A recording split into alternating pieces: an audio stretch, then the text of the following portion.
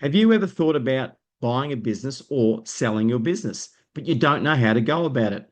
Our next guest on the 10X Business Coaches Down Under podcast is Anita Marshall. Anita Marshall has a wealth of experience both owning businesses and being in the business brokerage space. So Anita helps you to buy a business and or to sell a business. You want to learn more? Let's go.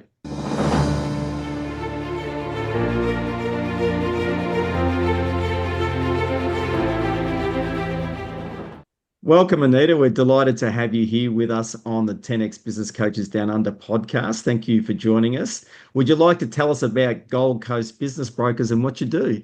Absolutely. Thank you for having me. It's really exciting. And yes, so I'm a business broker. Gold Coast Business Brokers have been around since 2004, so lots of experience in the business broking industry. So we have 19 brokers in our team.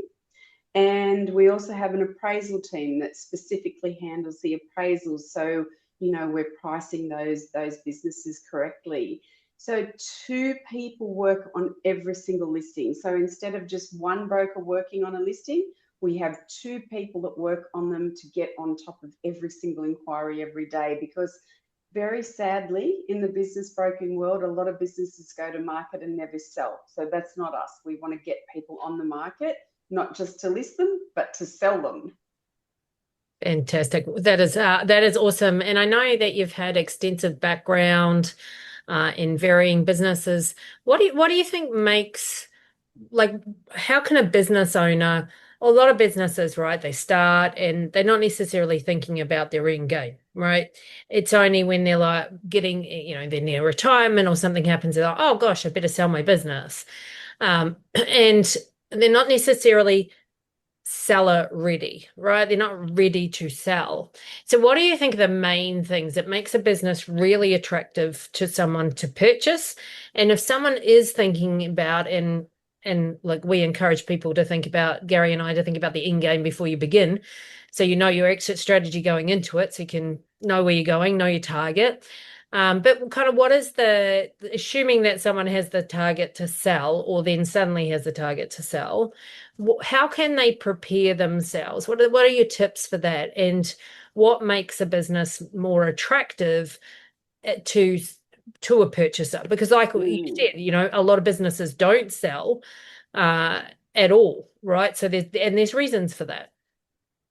Yes, look, there's a lot of things that I wished I had known when I had my business. So I was a business owner for 20 years and sold my business 2 years ago and made the transition across to business broking. But there's some things that, I wished I'd known then. So let's impart some of that knowledge. So the first one would be your systems and processes, because a buyer wants to be able to step into your shoes as easily as possible. And if it's all in your head, that makes it really hard for a buyer. And, you would have to do a very long, warm handover if you weren't going to have systems and processes that a buyer is going to be easily able to step into and understand. So systems and processes that a buyer can jump into and staff can understand is one of the best things that you can do as a business owner. And that's very, very important.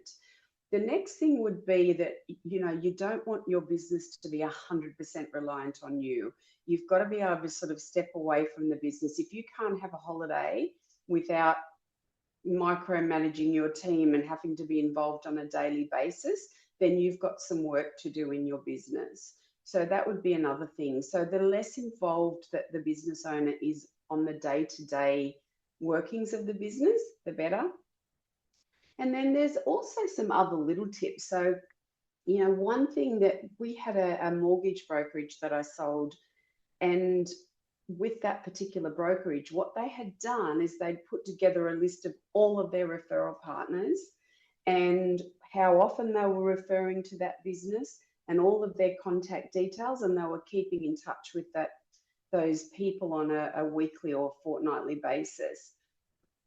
I think that set that mortgage brokerage apart, where we're actually able to get a higher multiple because they could prove that they had all these referral partners, they were getting X number of leads a week, and they were also happy to do a warm introduction to those people. So that made that brokerage more attractive than some of the other ones that we'd sold that didn't have that.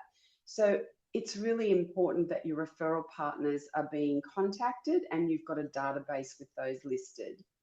And then the next tip would be that every single person that you're making contact with is on your database and a tag of what type of contact they are. So you might have dealt with a solicitor, an accountant, a business coach as part of a transaction that you've done, but you might not necessarily consider them a client. But you want to get those people on your database, because when you're selling something, you want your business to be as attractive as it possibly can be to a buyer. So all of those things, if you've got two, let's think of a different business type. Say you've got two IT companies and they've got a database of people, and they've also got a database of all their referral partners and all the people that they've had any sort of transaction with. And there's another business that's just got a database of their clients. Well, that other business is going to be much more attractive. So you want to give yourself the best chance of a sale possible, and the more attractive you can make your business look, the better. Amazing. Really good tips. Systems, processes, being able to, people want to know that their business isn't fully dependent on just one person, because we know that's high risk.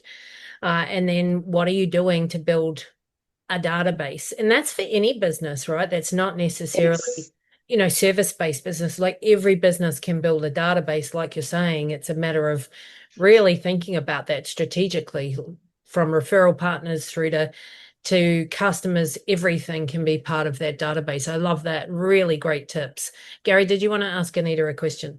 Yeah, I just wanted to check if there was any other key factors that really stand out to get that higher multiple on the sale, because obviously the database is very, very important. Is there anything from a revenue perspective that, if it's possible and the business has got it, tends to really contribute to a higher multiple upon the sale of the business?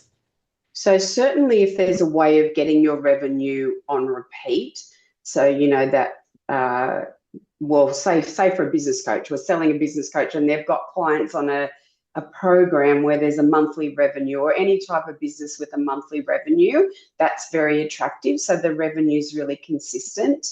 And then also, as I mentioned before, systems, processes, procedures that someone can buy a business and step into. So I had a meeting with a lovely business owner on Saturday, and he is so well prepared for his sale. He's got systems, processes, he's got everything ready for a business owner to be able to step into. So that's going to be really attractive. And also, as I said, you don't want the business to be totally reliant on you. You need someone that can run the business without you, so that you can actually be working on the business. That's very attractive to a buyer. So, the lowest multiples that we get are owner-operators that are in the business, one-man owner-operator, no one else knows anything. It's all up in here. They get the lowest multiples. Partially managed get a little bit better, and then fully managed even better again. So the more you can step away and have the business running without you, the better. And then that gives you the opportunity to manage the team, to work on the business, to be bringing in leads, all the exciting stuff that we as business owners want to be doing. And on the flip side, Anita, for the folk that are looking to buy businesses, and there's a lot of data that suggests that we are in a period of time where there's a lot of really good businesses for people to buy that might be because of the owners retiring, for example, but they've got this solid business, and maybe they thought that their children were going to take over, and that's ended up not happening. So now the business is on the market. So what are some of the things on the buyer side that would help them better prepare and especially be able to identify the businesses that really have a great future potential?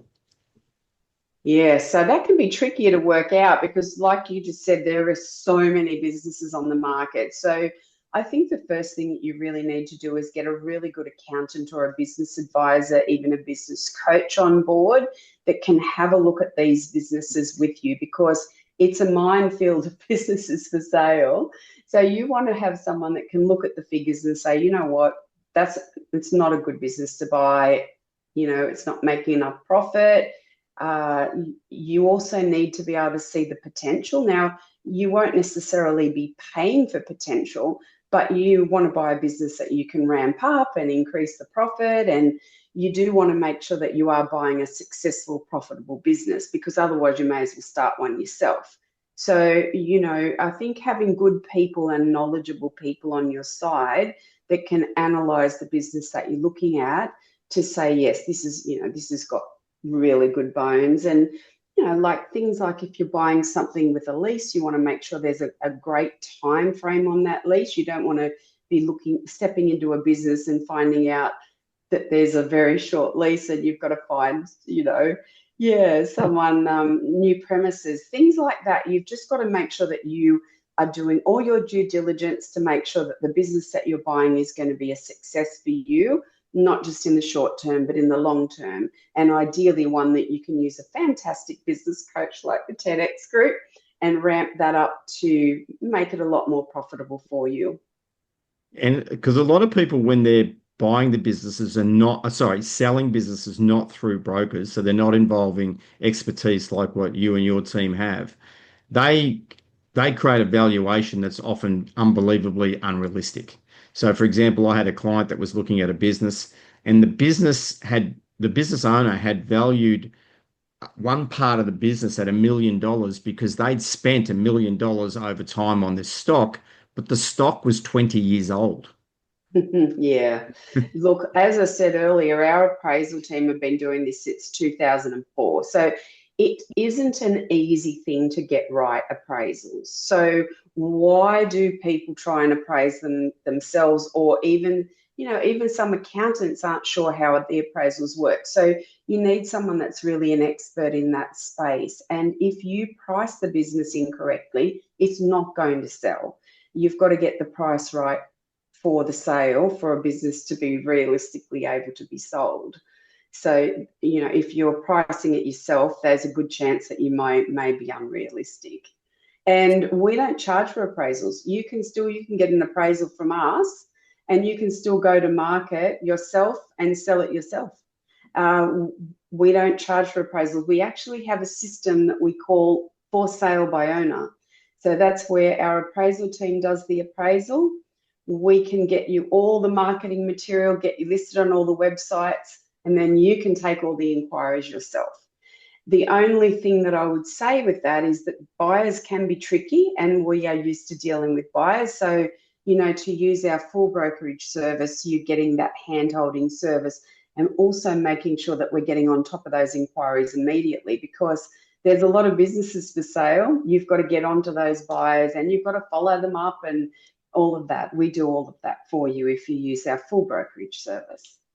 So why would you say, what are the advantages of, why a broker, right? I mean, there's mortgage brokers, there's so many different brokerages and these experts. So why particularly would you say, what are the advantages of, you've said there's that you offer that service, but why? Because there are people who want to try and sell it themselves versus going through a broker. And I think, that's often, from my experiences, because they don't want to pay the fees or whatever other considerations they have. So, how do fees and structures work? Because I know that all brokerages are different. But what would you recommend? What's important when you're looking for a broker to know? Because there's different fee structures, right? So how do you know you've got a good broker, and what would be reasonable that someone could expect as a brokerage fee, if they're looking out there? Because how do you compare broker to broker? So I think the first thing is, if you're going to go to market with your business, you need to make sure that you're going to be listed on all the major websites. So, of course, there's lots of different websites that sell businesses. So you want to make sure that you're casting that net as wide as possible so that you're getting listed on all of the major platforms where a business can be sold. So just listing on one platform isn't going to get you that nice wide net. because you want to capture as many buyers as you possibly can. So to get the best price for your business, you want to make sure that you're capturing lots of buyers. And in a perfect world, you end up in a multi-offer situation where you've got lots of buyers that want to buy your business. The second one is, you want to make sure that your marketing and your information that's going out to buyers is professionally presented.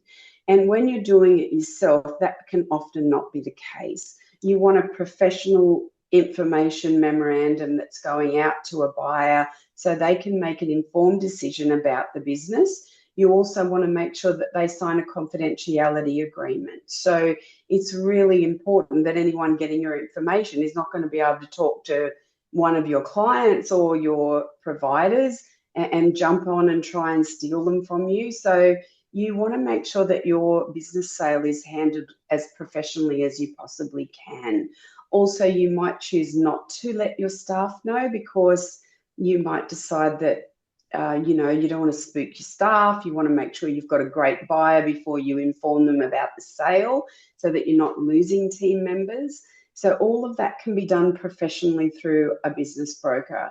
And I think it's important to use a business broker that, has integrity and is going to really look after your best interests, but also, look after the buyer as well, because it takes two people to make a business transaction go to settlement, and that is a buyer and the vendor.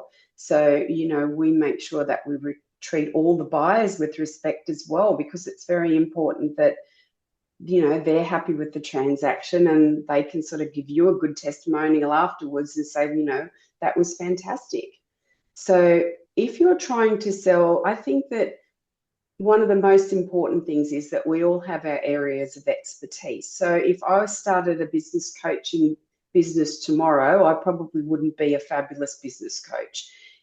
We have been doing this, as I said, since 2004. We know what we're doing with these business sales. So, you want to put your hands and your business, which is often your baby, in the most professional hands that you possibly can for that sale. And you're right, all different business brokers have different fees. We have an upfront marketing and engagement fee that gets you on the market, gets all your professional package done. And then we do have a commission as well at the sale, but we're only paid that commission if the business sells. So our goal is always to get you listed and sold, not just listed. And I assume that you take away a lot of pain for people during this journey. For starters, you provide absolute clarity about the steps, which is going to be slightly varied, no doubt, for different businesses, but generally there's a pattern of steps that the businesses have to go through, I would imagine, Anita. And also you take away the stress because you know what you're doing and they don't. And if you are also guiding them as to getting their ducks in a row, then that will help them to get that multiple. And I would assume that it's probably difficult to say that there's a normal time frame, but do business owners come to you with some unrealistic expectations about how long this will take? Yes, it's an interesting question about the time frame, because some businesses just fly out the door and some businesses take a lot longer, and it just depends, and we can never really be sure what that's going to be. So just before Christmas, I had 2 listings that went to market. One of them I had under offer within 4 days of going to market, and the other one I had under offer within 10 days. I know, very great results. However, that's not the case with all businesses. Some of them take a lot longer. And like I said before, sometimes they don't sell. We want to be giving everyone the absolute best chance. And I think using a business broker does give you a little bit more credibility, because you know that the buyers know that someone else has not just thrown their own price on it.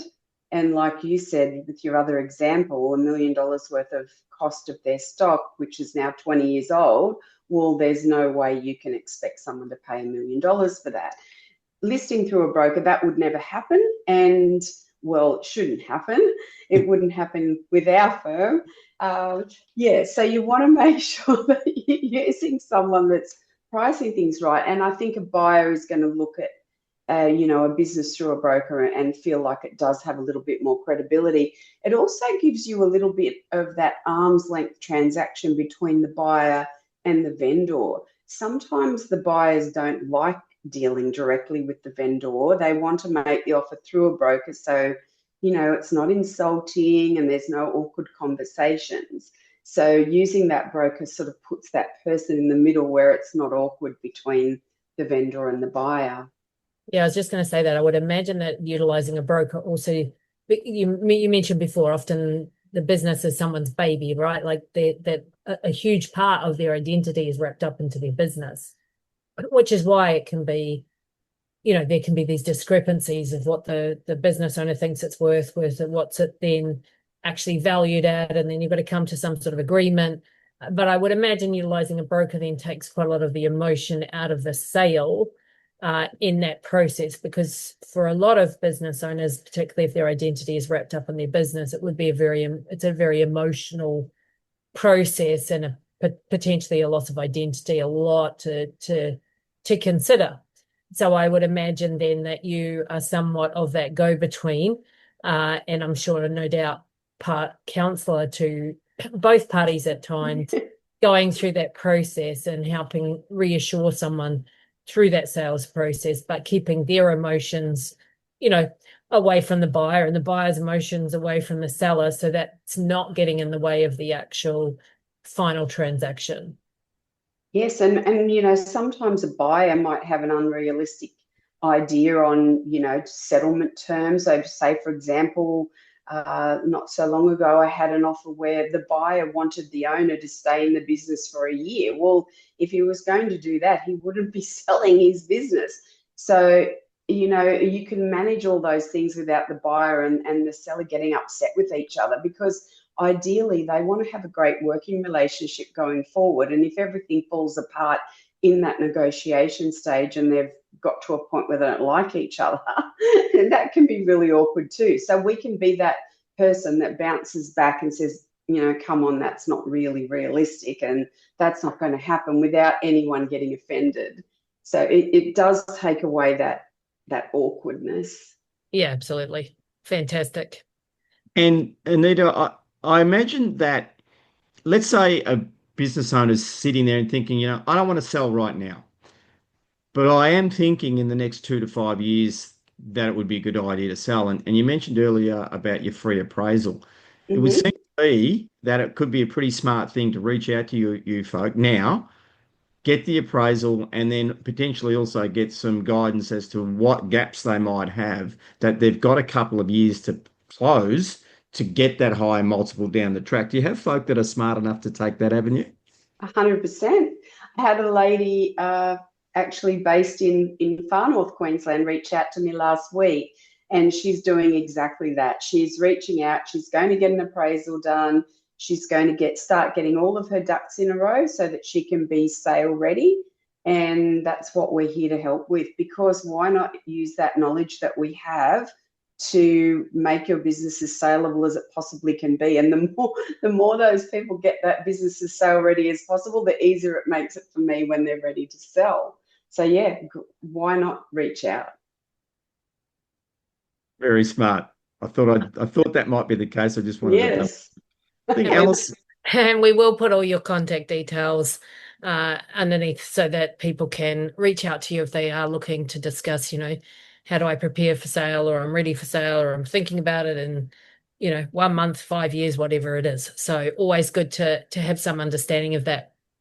So look, before we wrap up, I did want to ask you one more question, Anita, which is, Sure. So what does, obviously, we're 10X performance coaches, you're part of our Scale Fast program. What does 10X mean to you?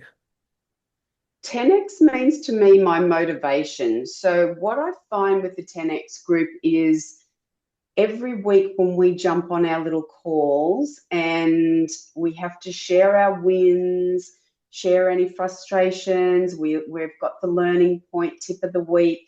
It just gives me that boost where I'm like, right, I've got this to work towards this week. And also being with other business owners that have got some wins going on, it's great to share, especially when it can be a bit of a, a solo sort of world. I work from home. So it just gives me that interaction with other successful business owners that allows me to give me that boost of motivation that I need. I definitely need it. It's great.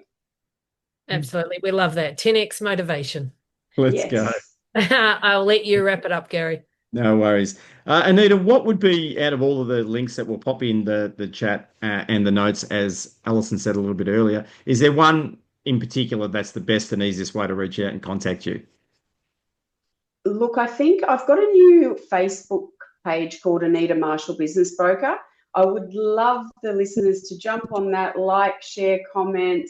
All of my new listings go on there. I also share tips and hints, and yeah, probably the Facebook page is the best one. That would be amazing. Thank you.